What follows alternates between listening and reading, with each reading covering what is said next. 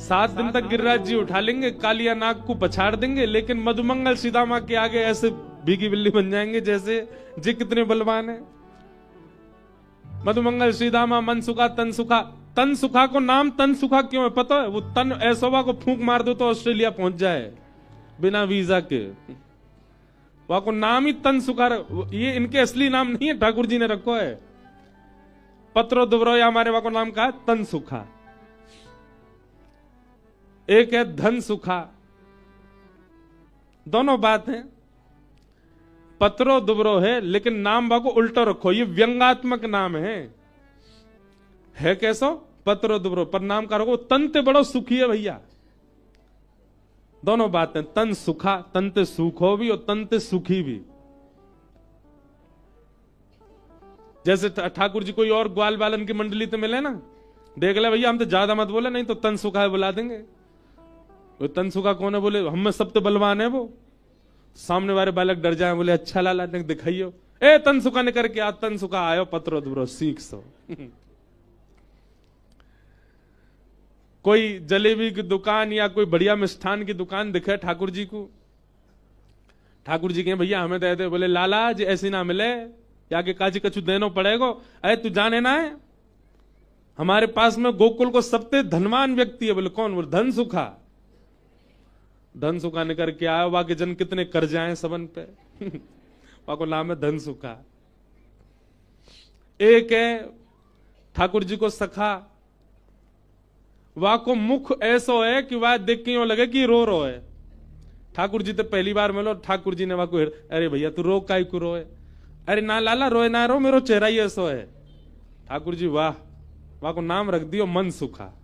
जे मन सुखा, मन ते सुखी। तो कहां इतने बड़े बड़े राक्षसन को ठाकुर जी नेक में ही मार रहे हैं। और ऐसो बली तो खेलन में ग्वालन सो पिट जाए। जे ग्वाला सबरे पीट दे लाला को, रोते रोते जाए मैया मुको आज वाने बड़ो खिजायो, वो बड़ो लड़े मोते। प्रेम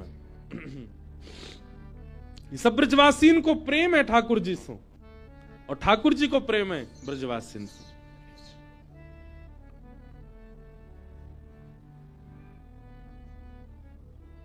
प्रेम में प्रभुता छुपाई जाती है। तो गिरिराज जी धारण किए। ब्रजवासी सब बोले लाला तुको सांची बतानो पड़ो, कैसे उठाए तेने? ठाकुर जी बोले कछु माखन को बल बढ़ो, कछु गोपन करी सहाय। श्री राधे जू की कृपा सो मैंने गिरिवर लियो उठाए। भैया कछु तो मुंह में माखन को बल आगो, आप सबन के घर ते माखन चुरा चुराए के खायो, वहां से मुंह में बल आगो। ब्रजवासी बोले और? बोले कछु गोपन करी सहाय, आप सब गोप ग्वालन ने मेरी बड़ी सहायता करी। गोप ग्वाल ब्रजवासी बोले लाला सहायता तो हम कर रहे, हमने अपनी अपनी छड़ी लगाई पर कहा बताएं टूट गई सबरी। हम सहायता, ठाकुर जी बोले छड़ी इनकी सहायता ना करी, आप लोगों ने पता ही ना है आपने मेरी कहा सहायता करी। ब्रजवासी बोले बता दे भैया। बोले आप सबरे टकटकी लगा के मोह देख रहे, और जब आप सबरे मोह देख रहे तो आप सबन की शक्ति मेरे भीतर आ गई, और आप सबन की शक्ति जैसी मेरे भीतर आई, लाखों ब्रजवासी की शक्ति एक बालक में आ गई, और मैंने गिरिराज जी उठा लिए। ब्रजवासी बोले अच्छा, तभी तो हम कहें आजकल कमजोरी क्यों लग रही है भीतर ते, नेक चलवे में हम हाँप क्यों जाएं, सांस काई को फूल रही है हमारी। अब पता चली जे तो हमारी शक्ति चुराए ले गो लाला। ठाकुर जी बातें सुन के मंद मंद मुस्का रहे और प्रेमाश्रु छलक रहे हैं ठाकुर जी के। कितने भोले हैं ब्रजवासी। मैं भैया अपनी कथा में, हर कथा में एक बात कहूं, ठाकुर जी को प्राप्त करवे के काजे ज्ञानी हैवे के जरूरत नहीं, वैरागी हैवे की जरूरत नहीं, बुद्धिमान हैवे की जरूरत नहीं, धनवान हैवे की जरूरत नहीं। ठाकुर जी को प्राप्त करवे के काजे भोले बन जाओ। जितने सीधे, जितने भोरे, जितने भोंदू, उतनी जल्दी लाल जी मिलेंगे। ब्रजवासी बहुत भोरे, बहुत सीधे, और सीधे ही ठाकुर जी को। अब देखो लोग बाग आजकल एक नया ट्रेंड चला है, माता पिता बच्चों को समझाते स्मार्ट बनो, है दुनिया तुम्हारा दुरुपयोग कर लेगी, थोड़े चतुर बनो, थोड़े थोड़े ऐसे बनो। यूनिवर्सिटी जाते को हम एक परिवार आया, वो बोला महाराज जी हम तो अपने बच्चे को घर ही पढ़ा रहे हैं। मैंने क्यों? ये बहुत सीधा है, हम इसको यूनिवर्सिटी नहीं भेजते, हमें लगता है वहां के बच्चे ऐसे हैं, पता नहीं क्या होगा इसका। भैया देखो एक बात सुनो, आप चतुर बनोगे, स्मार्ट बनोगे, चाटुकारी आपके अंदर आ जाएगी, क्लेवर बनोगे, आप संसार के प्रिय रहोगे। संसार आपको बहुत प्रेज करेगा, भाई कुछ भी कहो ये आदमी बड़ा चतुर है। चतुर के भी दो अर्थ होते हैं, एक अर्थ तो ये होता है चतुर है इससे सावधान, और दूसरा ये होता है चतुर है मतलब इसको कैसे भी षड्यंत्र में डाल दो ये बच ही जाएगा। चतुर का मतलब कई बार बुद्धिमान भी होता है। घर में कोई सिचुएशन ऐसी फंस जाती है, सब लोग कहते हैं उनके पास चलो, हमारे घर का वो सदस्य है उसकी बड़ा बुद्धिमान है, वो निकाल लेगा इस चीज से। तो बुद्धिमान होना, चतुर होना, चाटुकारी होना, क्लेवर होना, स्मार्ट होना, इससे आप संसार के प्रिय बन जाओगे। पर अगर श्री कृष्ण के प्रिय बनना हो तो सीधे बन जाओ, भोरे बन जाओ। इसका प्रमाण है उद्धव जी। उद्धव जी बहुत बुद्धिमान है, बहुत ज्ञानी है। वृष्णीनाम प्रवरो मंत्री कृष्णस्य दैत सखा शिष्यो बृहस्पति साक्षात उद्धवो बुद्धि सत्यम। बहुत ज्ञानी है उद्धव, पर ठाकुर जी ने ब्रज भेजा उद्धव को। क्यों? प्रेमी बन किया, सीधा बन किया, भोला बन किया, तब द्वारिका लीला में उद्धव को साथ रखा भगवान ने। तो आपके मन में यदि इच्छा है दुनिया प्रेज करे, मैं सबका प्रिय बनूं, चतुर बनूं, खूब क्लेवर बनूं, पर आपके मन में इच्छा अगर एक ही है कि ठाकुर जी रीझ जाए, मैं श्याम सुंदर से मिलना है, वो उनका मैं सखा बन जाऊं, उनका मैं मित्र बन जाऊं, उनसे मेरा कोई संबंध हो जाए, तो सीधे बन जाओ, सीधे हो जाओ। ठाकुर जी को नदियां प्रिय हैं, कितनी सीधी होती हैं, कुछ भी डाल दो। हम लोगों ने क्या दुर्गति कर रखी है। यमुना जी, कल गंगा आरती में गया था परमार्थ, महाराज जी से रात्रि में चर्चा हुई, बैठ करके मैंने महाराज जी को अपनी एक वेदना बताई। मैंने कहा महाराज जी बोले आप तो ब्रजवासी हैं, आप तो अच्छे, तो मैंने कहा कल आएंगे महाराज जी कथा में। तो मैंने महाराज जी से कहा महाराज जी ब्रजवासी हैं, ब्रज में जन्म हुआ है, पर पिछले 10 सालों से मैंने भी यमुना जी का आचमन नहीं किया, हम कर ही नहीं सकते, ऐसा स्वरूप हो गया यमुना जी का। श्री कृष्ण को कौन प्रिय? नदियां प्रिय, सीधी हैं। हमने उनकी क्या स्थिति कर दी। नदियां कितनी सीधी होती हैं, सबको जल देती हैं। कभी आपसे कहती हैं एक कट्टी भर के ले जा रहे हो हमारे ऊपर से, देके तो जाओ हमको कुछ। गंगा जी कुछ कहती हैं? आप नहा करके अपने सबरे पाप धो जाओ, कपड़ा फेंक जाओ, गंगा जी सब स्वीकार कर लेंगे। कितनी बोली है। नदियां सीधी हैं इसलिए ठाकुर जी को प्रिय, वृक्ष सीधे हैं इसलिए ठाकुर जी को कुंज प्रिय, गैया सीधी है इसीलिए ठाकुर जी गोपाल कहलाए, पृथ्वी सीधी है, सब चलते हैं, सब उछलते हैं, सब गंदा करते हैं इसको, फिर भी कुछ नहीं कहती, शांत रहती। हाँ, ये सब अपने संपूर्ण 100 वर्ष के यातनाओं का उत्तर एक ही बार में दे देते हैं, और ये भी प्रकृति नहीं देती है, ठाकुर जी दिलवाते हैं इनसे। अगर इनके अंदर बदला लेने की इच्छा होती तो हर दिन बदला लेती प्रकृति हमसे, पर नहीं। जब 100 साल में इतना कुछ हम कर चुके होते हैं, तब ठाकुर जी आड़े लेते हैं, बोले तुम पीछे हटो, हम आते हैं। इन लोगों ने इतना बुरा कर रखा है, तो पर्वतों पर कुछ होगा, नदियों में कुछ होगा, पृथ्वी पर भूचाल आएगा। लेकिन ठाकुर जी का जिससे भी संबंध है, आप सबको उठा के देख लो, सब भोले हैं, सब सीधे हैं, सब शांत हैं, सब सरल हैं, सब निर्मल हैं। हम चाह रहे हैं हमसे ठाकुर जी संबंध हो, ठाकुर जी कह रहे हैं खुद को देख तो ले पहले, ऐसा दूषित है। सीधे बनो, सरल बनो। मन में भाव आता है, गंगा जी में स्नान करते हैं सब लोग, डुबकियां लगाते हैं, मांगते हैं गंगा जी से हमारे धन की पूर्ति हो जाए, हमारा व्यापार बढ़िया चल जाए, मेरा एग्जाम है मैं क्लियर हो जाऊं, मेरा विवाह होने वाला, पत्नी बढ़िया आवे, हमारे बालक जन्म ले रहे हैं, बढ़िया बालक हो, सब चीज मांगते हैं।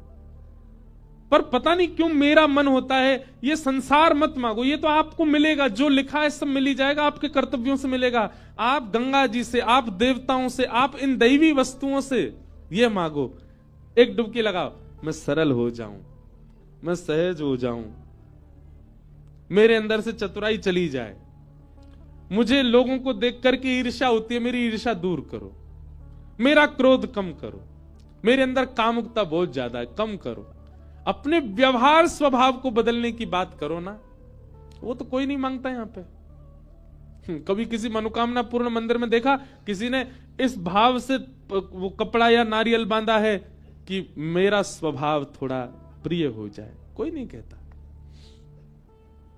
जो बदलना चाहिए, जो मांगना चाहिए देवताओं से, वो तो कभी नहीं मांगते हम। एक आप लोग अगर इधर जाएंगे ना, क्या कहते हैं, नैनीताल से ऊपर कमाऊ क्षेत्र, ये पौड़ी गढ़वाल है, वहां कमाऊ क्षेत्र में एक देवता हैं, उनका नाम गोलू देवता क्या नाम है? गोलू देवता। दर्शन किए मैंने उनके। गोलू देवता के मंदिर में आप जाओगे, दो ही चीज मिलेंगी आपको, एक तो पत्र और दूसरे घंटी। कम से कम लाखों करोड़ों की तादाद में वहां पत्र बंधे होंगे। लोग बाग उनके साथ हुई घटनाओं को लिख देते हैं, हमारे साथ इसने ऐसा किया, ऐसा किया, ऐसा किया, और ये बहुत बुरा हुआ, और फिर उसको वो पत्र को वहां टांगे आते हैं।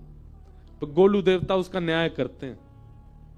अगर आप गलत होगे तो आपको ही दंड मिलेगा, और यदि आपके संग किसी ने गलत किया तो उसको दंड मिलेगा, और आपकी मनोकामना पूरी हो जाती है।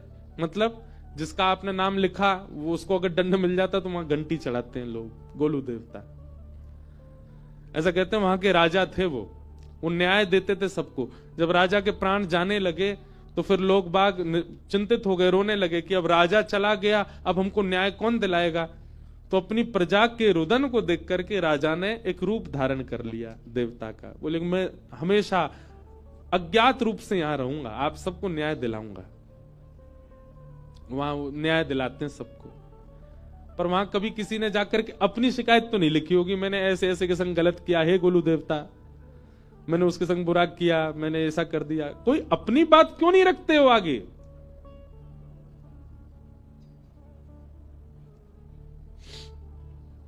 सीधे बन जाओ। भगवान ने गिरिराज जी धारण किए और ब्रजवासी सब खड़े हैं।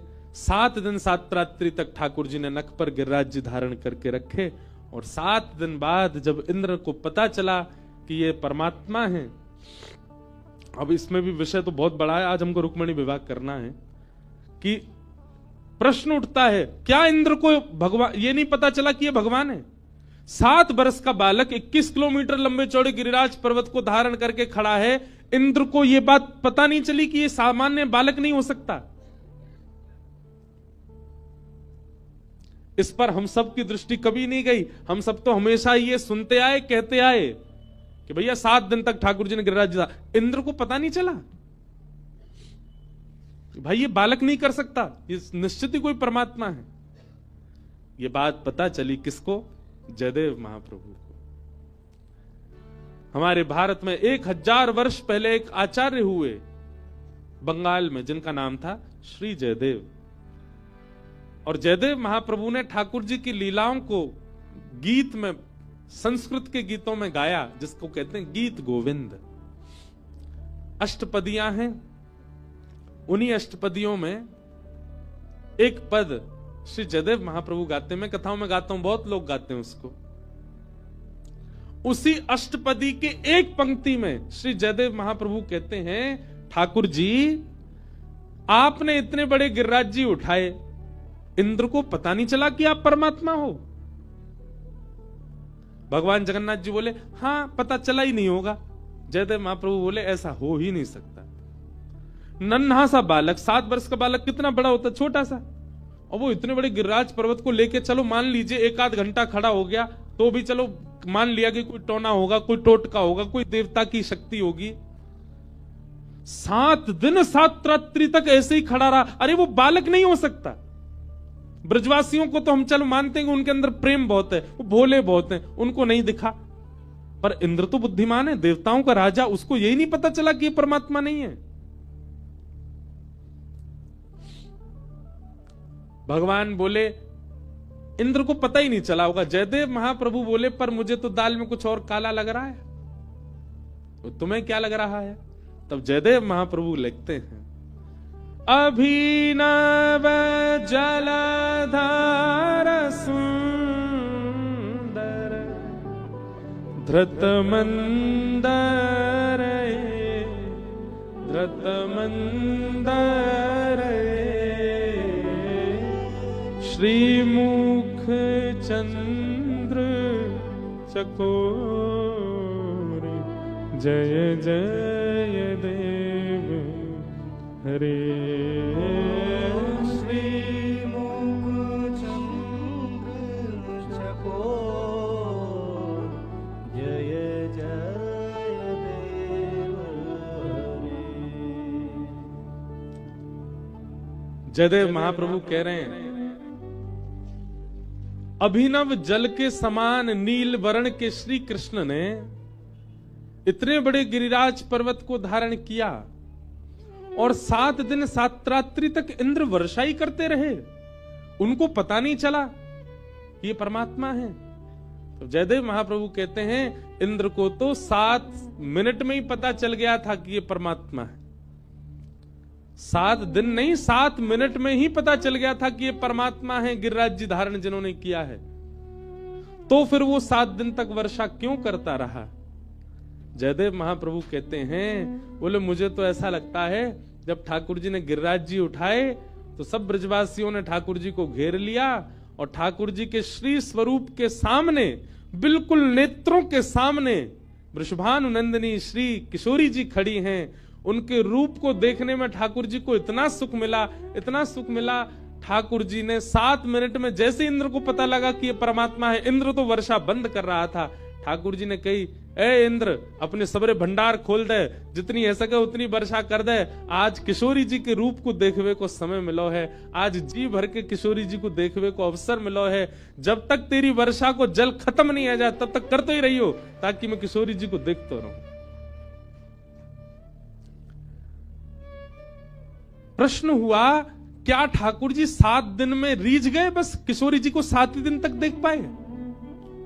क्या इतना ही रूप लावण्य था किशोरी जी का कि 7 दिन में ठाकुर जी का मन भर गया? नहीं, ठाकुर जी को मन ना भरो तो इंद्र को भंडार खत्म है गो। इंद्र के पास जलाशय खत्म हो गया, ठाकुर जी तो अभी भी यूं ही खड़े। थोड़ी देर बाद सब ब्रजवासी अब लाला अब जा गिरिराज जी नीचे धर दे। क्यों? काहे को? वर्षा बंद है गई अब बाहर। ठाकुर जी ने भ्रगुटी टेढ़ी कर गई तो समझ में नहीं आई, तो मैंने कही खूब बरसई हो। इंद्र बोलो जय जय, जितनो एक सांबर तक में बरसानो चाहिए उतनो पूरा बरसा दियो मैंने, मुंह पे खत्म है को, जले ही ना है बच्चों। तब 7 दिन बाद ठाकुर जी ने गिरिराज जी नीचे धरे। ये भेद किसने खोला? जयदेव महाप्रभु।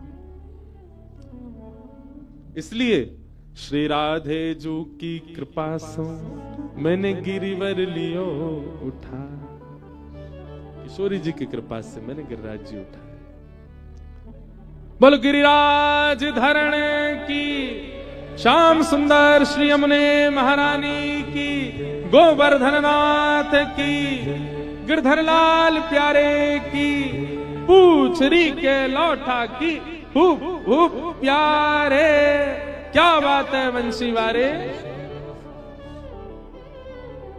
ठाकुर जी ने गिरिराज जी धारण किए।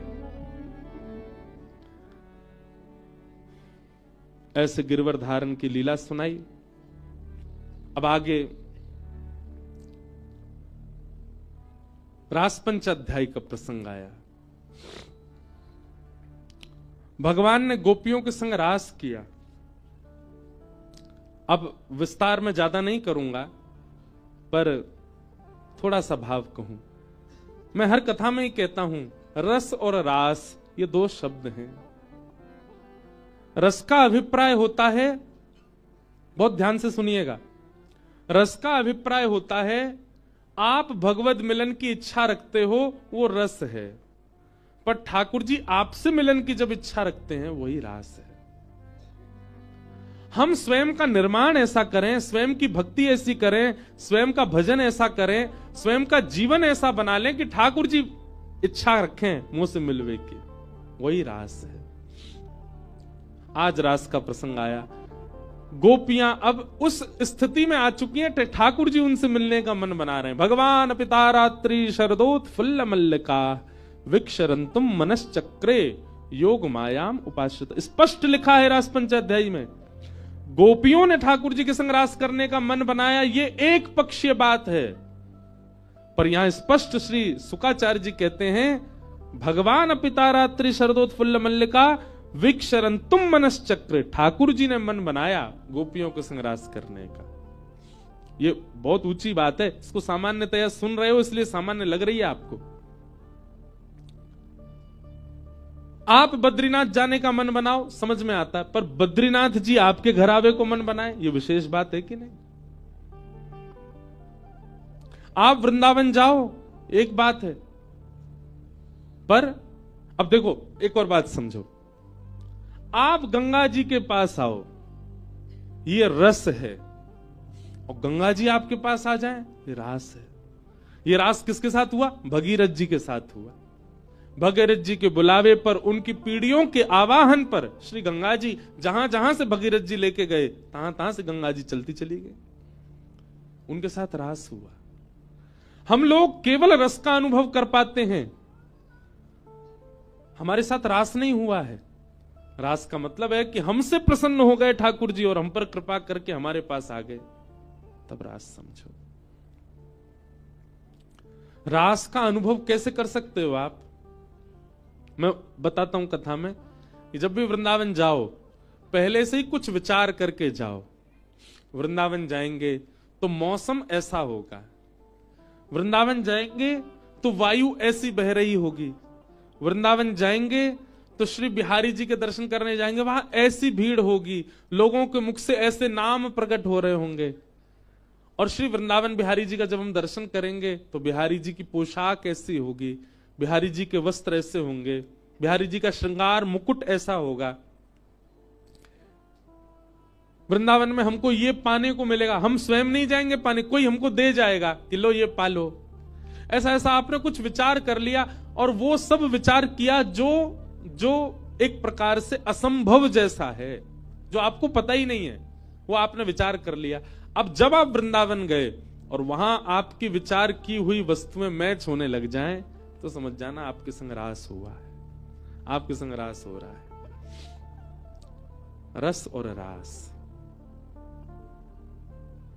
रस में प्रयास आप करते हैं और रास में प्रयास ठाकुर जी करते हैं। यही है रस में और रास में अंतर। स्वयं को हम ऐसा बना लें कि ठाकुर जी प्रयास करें हमारे पास आवे को, हमसे मिलवे को, वो रास। गोपियों ने अपना ऐसा निर्माण किया, सब गोपियां आनंदित हो गईं।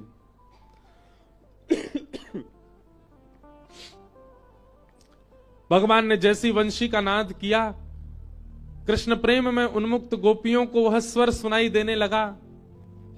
और स्वर भी नहीं सुनाई दिया, स्वर में शब्द सुनाई दिया, चल गोपी जल्दी आ, मैं तेरी प्रतीक्षा कर रहा हूं।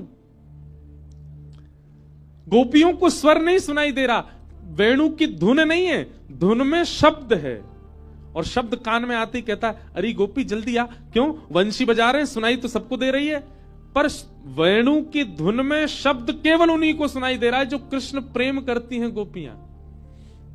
जैसे कथा हो रही है, यहां हजारों लोग बैठे हैं, पर कई लोगों को केवल शब्द ही सुनाई दे रहा है कि व्यास जी केवल बोल रहे हैं, 10:30 बजे तो बोले ही जा रहे हैं, शांति ही नहीं है, रे 1:45 है गए, जन कब विश्राम लेंगे। कई लोगों को लग रहा है केवल शब्द का वाचन किया जा रहा है, पर यहां बैठे कई लोगों को ऐसा अनुभव हो रहा होगा कि व्यास तो माध्यम है, इंद्रेश जी तो माध्यम है, इनकी वाणी तो माध्यम है, पर इनके मुख से जो शब्द है ना, ये श्री कृष्ण ही बोल रहे हैं और ये मेरे लिए ही बोल रहे हैं। ताली तो सबने ऐसी बजाई जिस सबन को यही लग रहा हो, पर सबको नहीं लग रहा है। हम जानते हैं 1000 लोगों में ज्यादा से ज्यादा 4 लोगों को अनुभव ऐसा होता है कि कथा मेरे लिए कही जा रही है, यहां जो कुछ भी कहा जा रहा है वो शब्द श्री कृष्ण मेरे परिवर्तन के लिए प्रकट कर रहे हैं।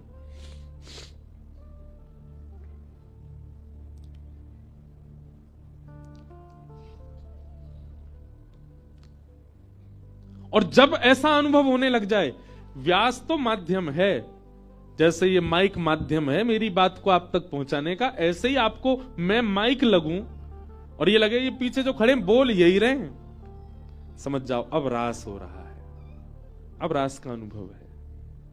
और ये रास का अनुभव सबको नहीं होता। आपके हिमालय के स्वयं महादेव पहुंचे वृंदावन हमारे यहां, गोपियों ने रोक दिया, बोले बाबा कहां जा रहे हो? बोले मैं रास में जानो। बोले रास में तो केवल वही जा सके जो गोपी हो।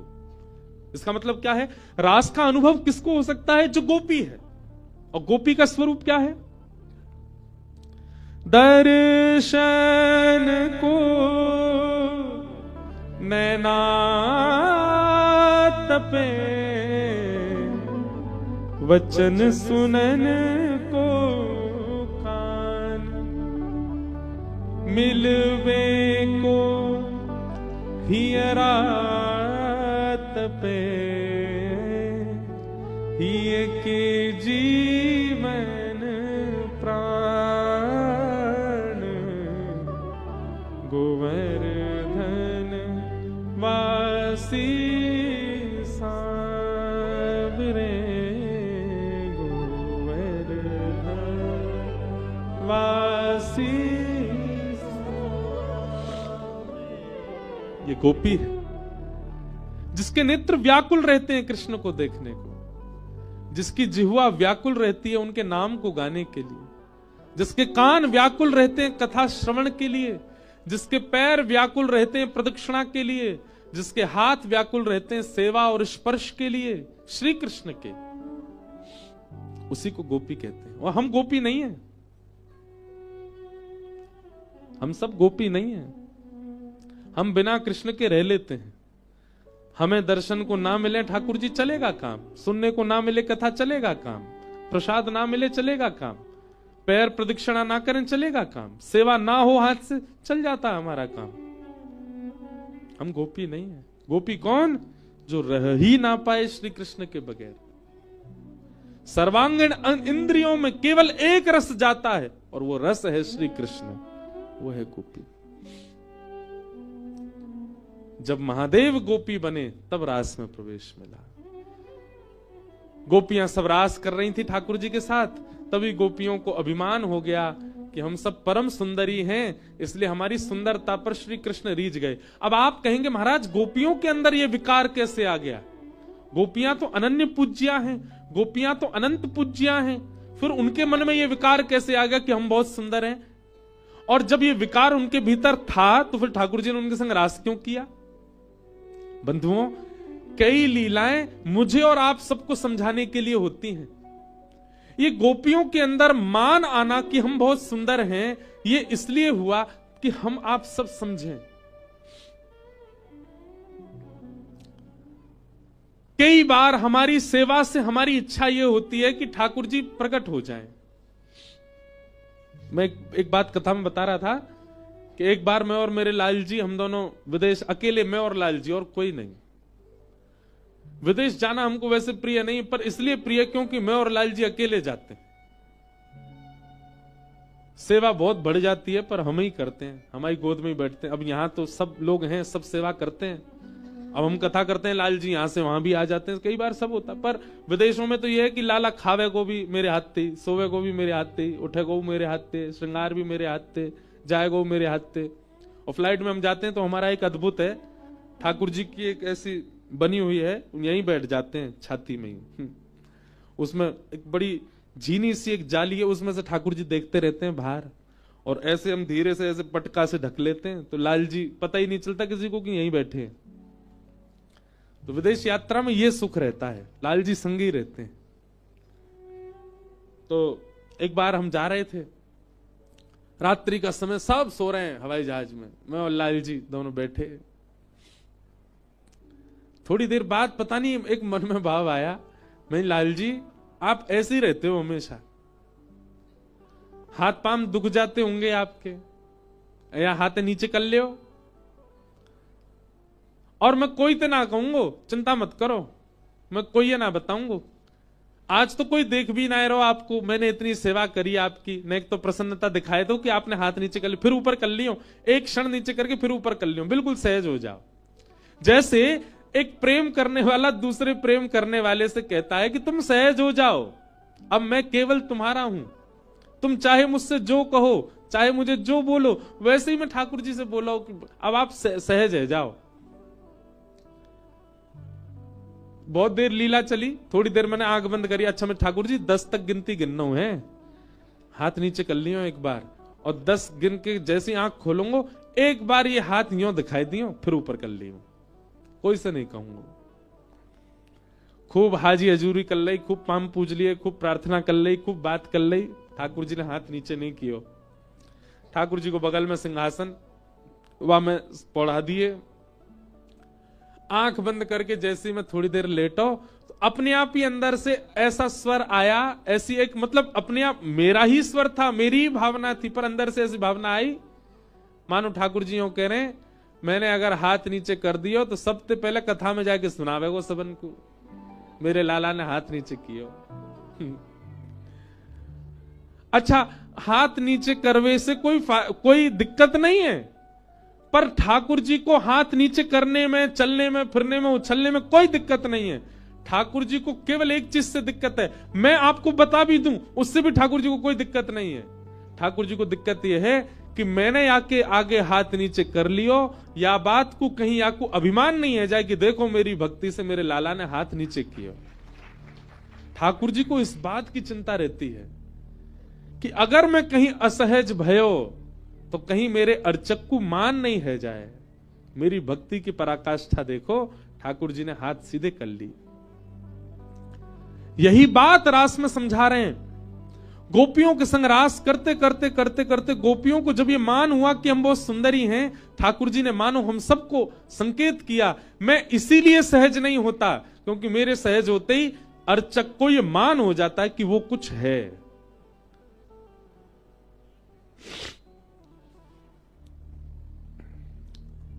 और मैं कुछ हूं, ये मान सबसे बड़ी बाधा है भक्ति में, इसलिए ठाकुर जी सहज नहीं होते। अब आप पूछेंगे तो ये मान से कैसे बचा जाए? सदगुरु, यदि जीवन में सदगुरु होंगे और सदगुरु का आश्रय होगा तो आप सेवा में जाकर के भी मान नहीं करोगे। हां, आपके शिष्यत्व में कमी होगी तो मान हो जाएगा, पर आपके शिष्यत्व में निपुणता होगी तो आप अपने गुरु का आश्रय करके जब जब सेवा में जाओगे मान नहीं आएगा। गोपियां बिना गुरु आश्रय के इस रास में चली गईं, और रास की आचार्य या रास की गुरु कौन है? श्री राधा रानी। सब गोपियां विलाप करती करती किशोरी जी के पास गई हैं। हे सुन राधिका दुलारी, तेरे द्वारका भिखारी हूं मैं, शाम का पुजारी,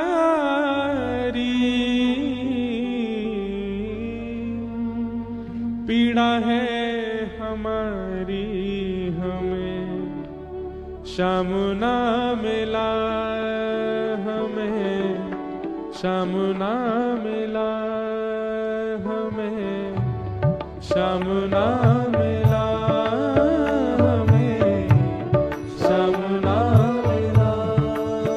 हे सुन राधिका दुलारी, सुन राधिका दुलारी। ये भाव सबको प्रिय लगता है।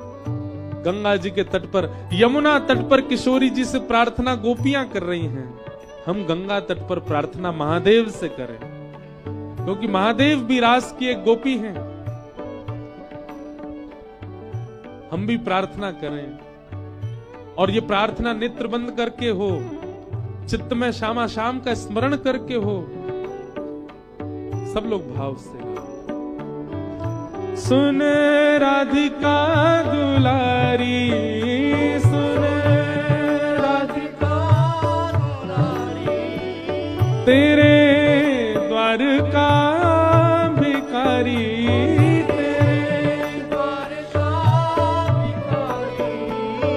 तेरे श्याम का पुजारी एक पीड़ा है हमारी, हमें श्याम ना मिला, हमें श्याम ना मिला, श्याम ना मिला, श्याम ना मिला, हमें श्याम ना मिला।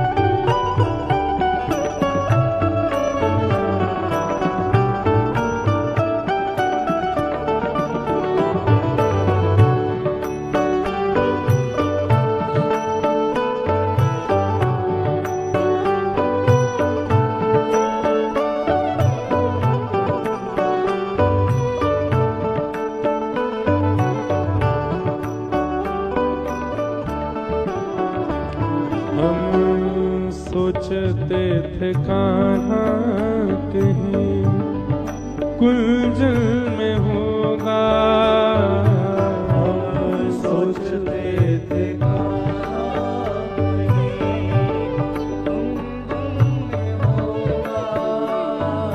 हम सोचते थे कहाँ कहीं कुंजल में होगा, सोचते थे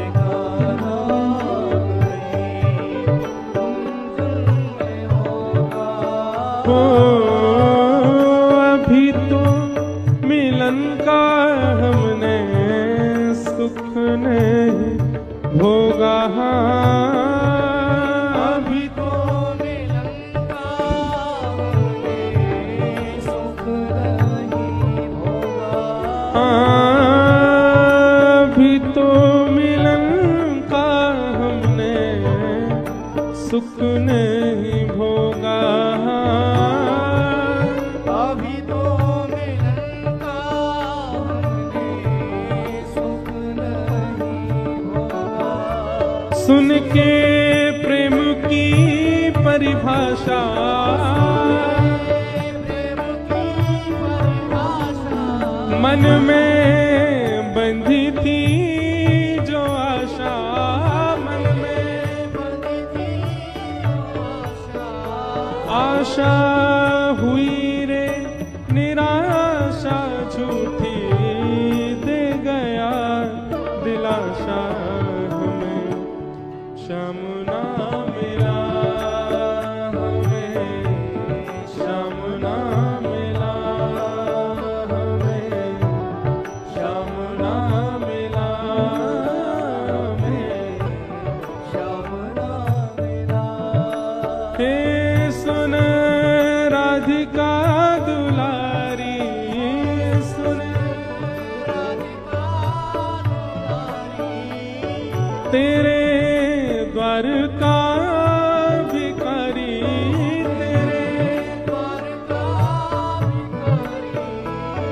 तेरे श्याम का पुजारी एक पीड़ा है हमारी, श्याम ना मिला,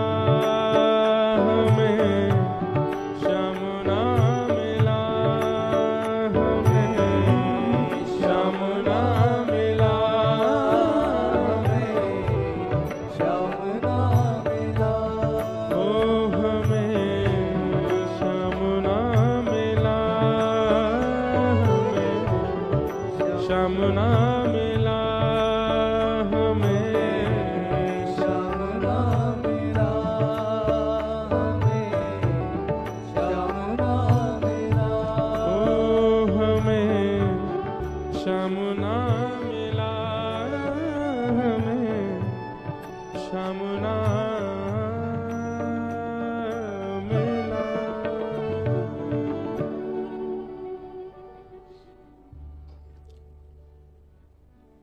जब भी कभी सेवा में मान आता है ना बंधुओं, चाहे मुझे कथा करते समय ऐसा लगने लगे कि मैं कितना ज्ञान दे रहा हूं, आपको कथा सुनते सुनते ऐसा लगने लगे कि आप कितने भक्त हो, सेवा में कभी भी मान आए, मान आते ही अपने गुरुदेव का स्मरण करो। हमारे गुरु का भजन, गुरु का मंत्र, गुरु परंपरा उस मान को नष्ट करती है।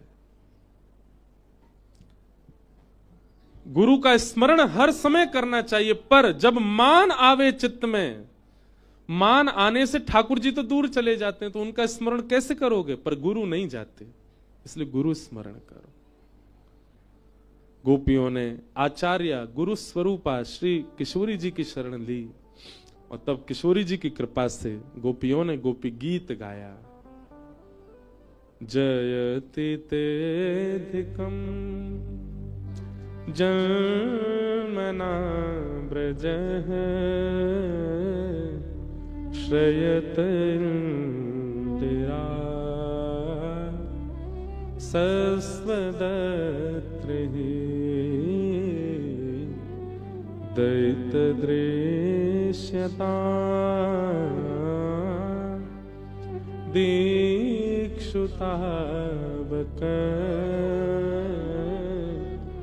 त्वयि धृता सब स्वाम विचिन्वते।